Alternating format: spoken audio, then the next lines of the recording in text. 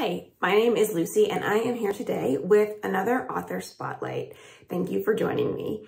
The author that I will be telling you about today is Stephen Graham Jones, and he is typically categorized in the genre of horror, but as I have learned from reading some of his works and as I'd like to share with you today, he definitely extends far beyond that. Stephen Graham Jones is an extremely prolific writer. He's written over 30 novels and short story collections. He has 325-ish other stories floating around out there, and he's written 3 novellas. He is a New York Times bestselling author, and he's been an NEA recipient. He's won the Texas Institute of Letters Award for Fiction, the LA Times Ray Bradbury Prize, the Mark Twain American Voice in Literature Award, the Independent Publishers Award for Multicultural Fiction, WLA's Distinguished Achievement Award, ALA's RUSA Award and Alex Award, 3 Bram Stoker Awards, 2 Shirley Jackson Awards, 5 This Is Horror Awards. And then he's been finalists for other things as well. He lives and teaches in Boulder, Colorado. While he is a horror writer, he writes across genres, as I said before. His books include straight up horror, they include slasher horror, they include werewolves, they include ghosts. They also touch on North American folk horror, and there's a lot of themes that continue to come up in his book. Stephen Graham Jones is Blackfeet, and a lot of the characters that he puts into his book are also either specifically Blackfeet or native from a non-specified tribe. Some of the themes that I have found that have come up again and again in his books that I've read that are reflecting on larger issues outside of just horror are belonging, coming of age, hereditary trauma, colonialism, survival through perseverance, survival through resistance, the weight of history, and really the importance of who is telling you the story. The first book that I read by Stephen Graham Jones is a novel that came out in 2020 called The Only Good Indians. And this is a book that he got a lot of recognition for. I'm not sure outside of the horror circles how well known his name was before that, but this was on a lot of book lists, and it was definitely on my to-read list. I had this moment where I felt like reading something that I thought I might inhale, and this was definitely a good choice. It is an edge of your seat thriller. It starts very intensely, it keeps going.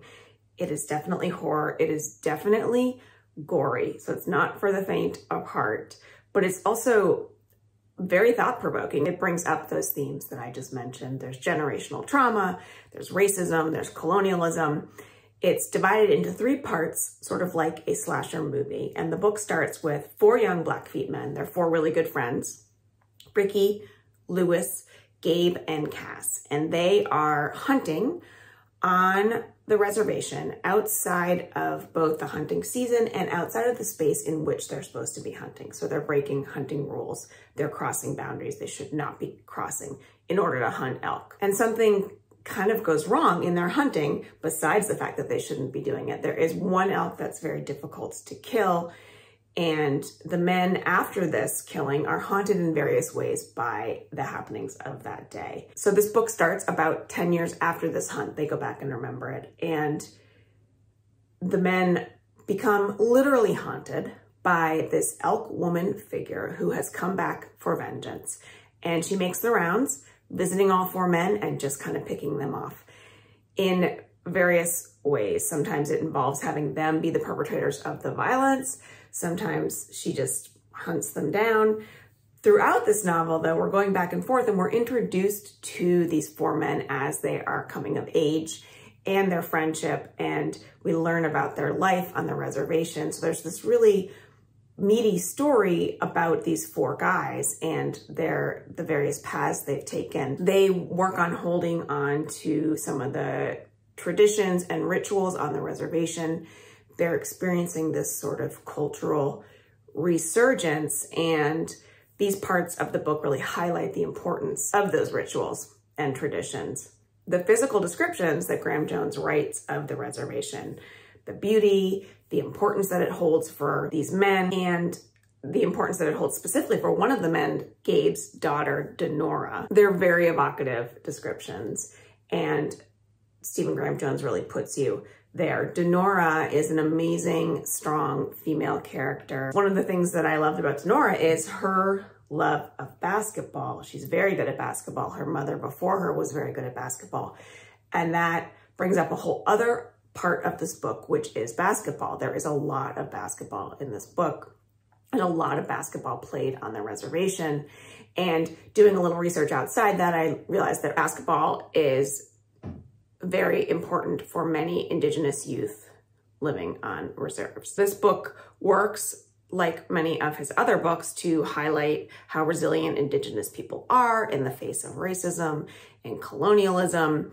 Denora, the daughter, definitely brings up the idea of intergenerational trauma. But in addition to all that, it just doesn't stop. I don't know how else to put it except that I picked up this book thinking, I'll try it. I don't read a lot of horror. I don't think I looked up till I finished it. It pulled me in. It is so riveting. It is so nonstop throughout. And the writing is so good and so strong that you're just completely immersed in the story. So it's got this rich and important social commentary, but it's also just a really good, scary, gory read. So I finished The Only Good Indians, and this led me to instantly want to read more Stephen Graham Jones, and I had a lot to choose from. The second book that I read by Stephen Graham Jones is a small book. It's a novella, really, called Mapping the Interior, and he wrote this book in 2017. This book is about a young boy named Junior who is visited by the spirit of his dead father in the middle of the night. Junior thinks he's sleepwalking, but then he realizes maybe he's not. So this is a ghost story. We had The Only Good Indians, which was really just horror slasher. This is definitely Stephen Graham Jones's version of a ghost story.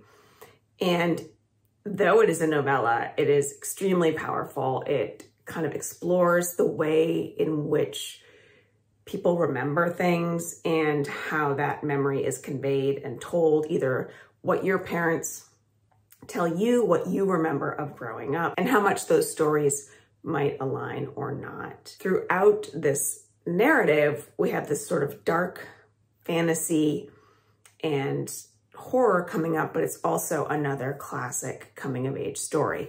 We see Junior when he's younger, and then through the end of the novella, we're reacquainting ourselves with him when he is grown up. This slim ghost story reminds you of what it is that's so scary about ghost stories, which is not actually maybe the ghosts themselves. Junior is not scared of his father. His father no longer lives with them, is no longer part of their lives, and he's happy to see his father. But what is scary about ghosts is what they leave you with, or what information they impart to you, or what they bring up, or what events they stir up around their arrival. And so all of those elements are in this book, and they are what make it really scary and very creepy, all the while asking these questions of what are the relationships between memory and trauma, healing and loss. And again, this book has some of those themes of the same cultural elements, the social interactions, the theme of family.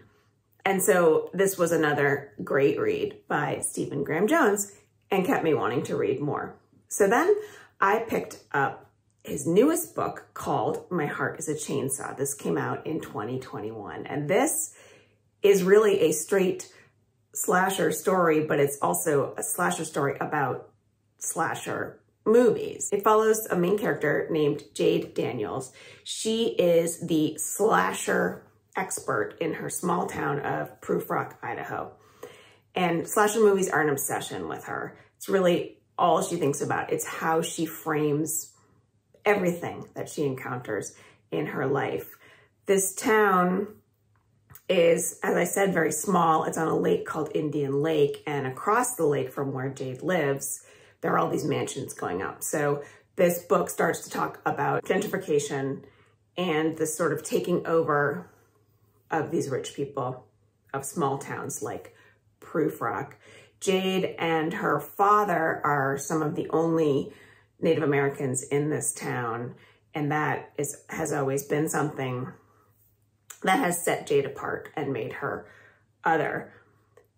Jade starts to see around her in the town of Proof Rock signs that a slasher is afoot.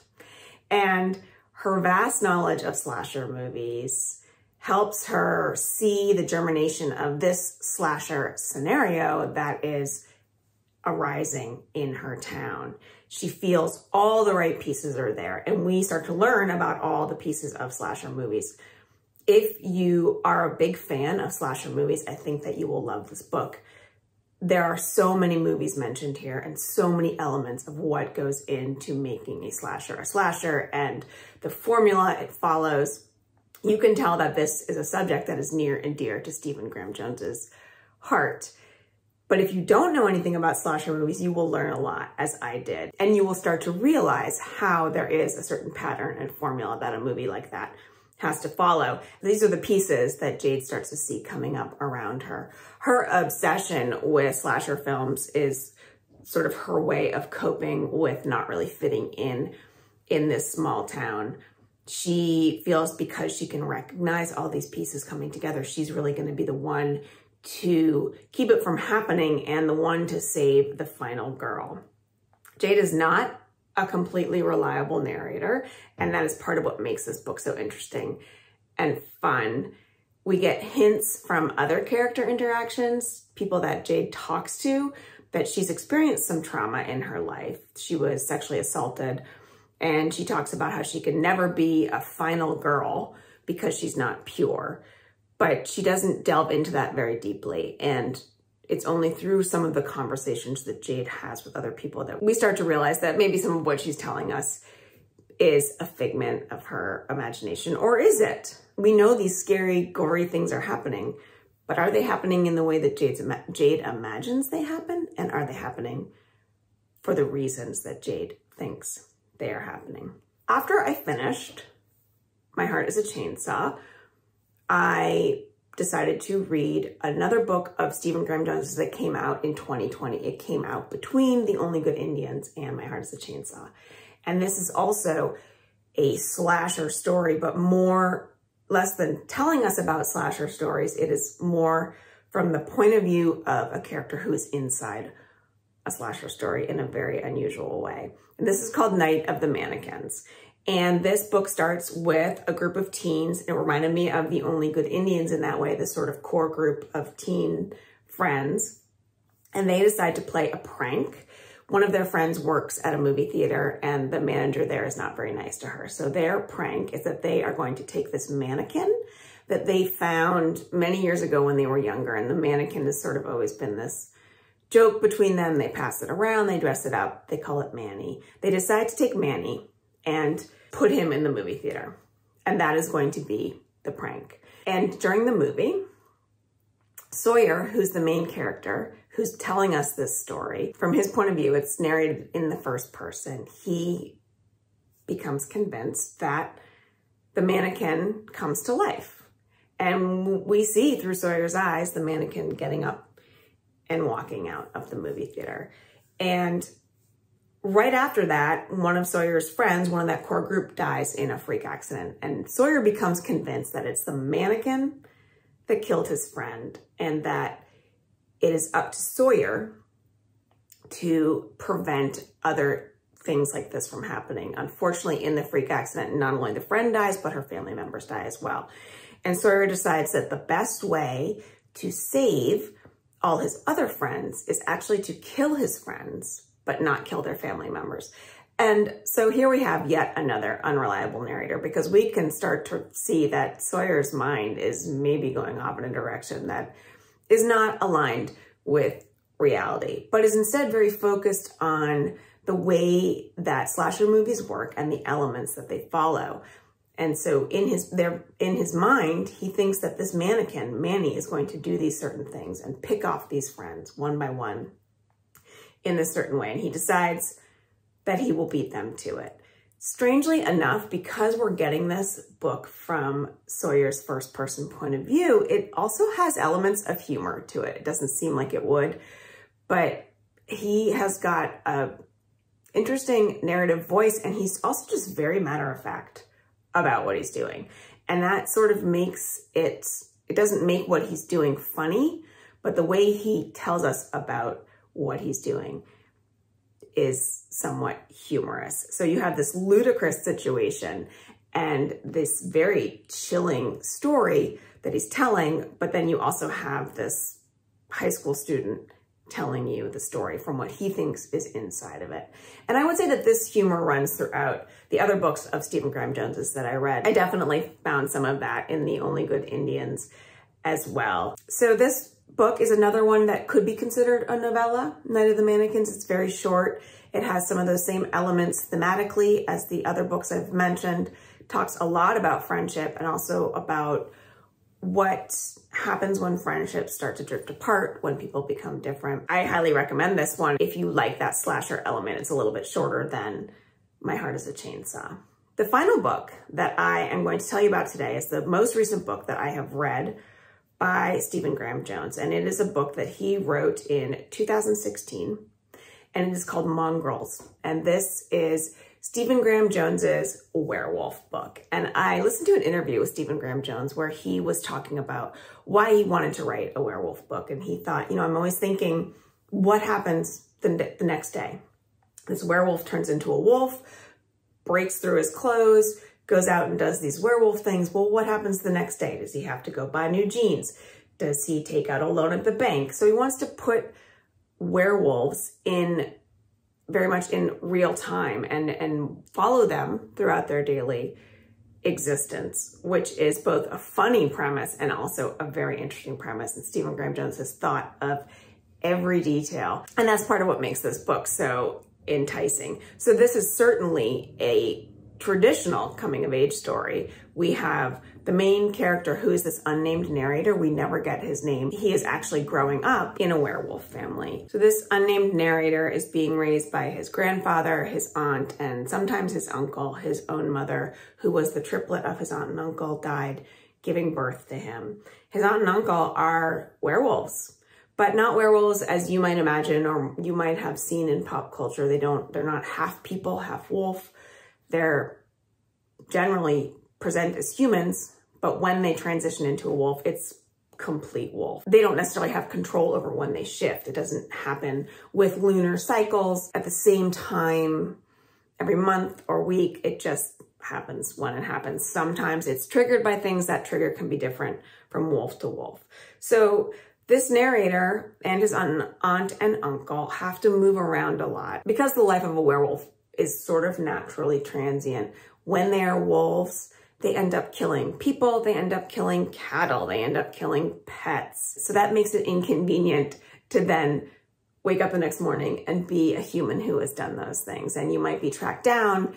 And so they have to move from town to town. They live in trailers usually. His uncle gets jobs here and there, driving trucks. His aunt tries to hold jobs down. And this moving around happens for the narrator from about the age of 7 to 17. Werewolves usually start to shift around the age of 16, but it can happen earlier. And so this narrator is waiting and waiting and waiting for his shift to start, for him to start presenting as a werewolf. He believes he must be a werewolf. He has a werewolf mother, he had a werewolf grandfather, he has a werewolf aunt and uncle. So part of the story is, what is it like to be growing up in a family where you don't feel like you're the same as your family because you're not having the same experiences? One interesting narrative device in this book that Stephen Graham Jones does is he has chapters that are from the first person point of view of this unnamed narrator as he's desperately waiting for his transition. Then this is interspersed with these other chapters that are about the same narrator, but they're the third person point of view, and he's given a title like the student or the criminal.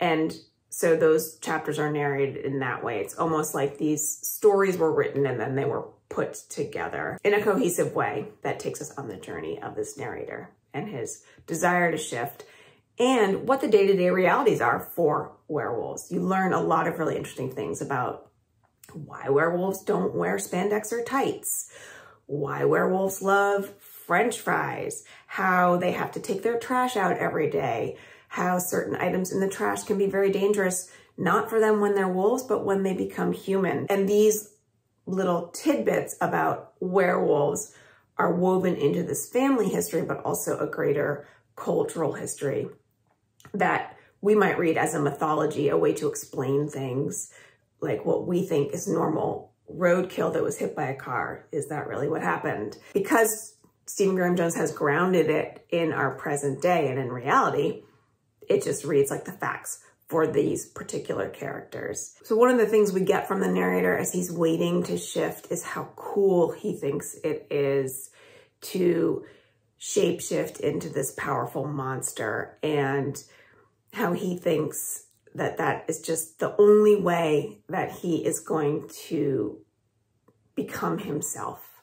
This is what he's waiting for, and he's attempting to piece himself together. And I think that those chapters that go back and forth sort of show us this continuous reinvention that happens not only for the narrator, but for his aunt and uncle, who have to move around a lot. We're getting these parallel narratives that explain to us how this main character is struggling with having this lineage and this blood, but he's not actually a true werewolf yet. And what does that mean, as I said before, to not feel like you belong? So this book is very much about belonging. It's certainly a coming of age story. It talks a lot about family history, about cultural history. And like all of Stephen Graham Jones's work, it's extremely fast-paced. It's also very funny, and you get infected right away. It's the only way I can say this. You just want to know more and more about how these characters are going to go through their daily lives, but also the werewolf parts of it are so interesting and neat. Again, it is gory. This is Stephen Graham Jones's writing, and not something that I ever would have thought I would have been drawn to. Now that I've started reading Stephen Graham Jones's books, I can't stop. And luckily for me, as I told you in the beginning, he is very prolific, and I believe will keep producing things at the same rate. His books are funny, they're scary, they're also considerations of grief, of loss, of mortality. Some of the scariness borders on absurd. The humor will capture you, the detail will capture you. You think you're heading into a horror story, but you are really getting so much more than that. Reading Stephen Graham Jones has been a really good lesson for me about reading outside your genre. If horror is not something that you normally read, maybe you want to pick one of his books up, or maybe you want to think about what's a genre I don't usually read, because that has been very rewarding to me. If you love horror, maybe you're familiar with Stephen Graham Jones, but if you're not, I would rush out and pick up any one of his books right away. I don't think that you will be disappointed. So thank you for joining me for my spotlight on Stephen Graham Jones. The next episode, I will be highlighting the author Akwaeke Emezi.